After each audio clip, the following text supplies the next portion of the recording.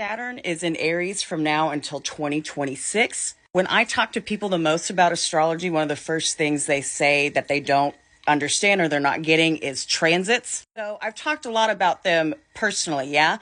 I've talked about the Pluto and Scorpio generation, how Pluto in Aquarius will at some point square your Pluto and Scorpio. As Pluto moves through, right now they're at the early degrees. If you're early degree Pluto and Scorpio, you're having a Pluto-Pluto square. But even if you're not an early degree Pluto and Scorpio, at some point while Pluto is in Aquarius, you will have a Pluto-Pluto square. That's part of the grand design. That's part of the dance. Now, and I talk a lot about just transits that are for everybody. That's in the collective, right? Let's think about this. With Saturn and Aries, we've been talking a lot about how it's the new beginning, how we get to establish this archetype and what it looks like. So Aries is a cardinal sign.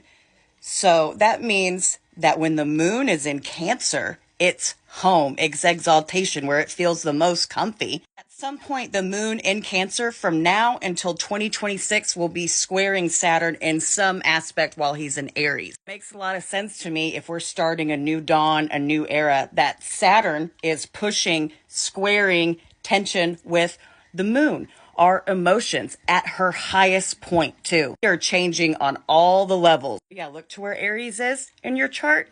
Look to where Cancer is.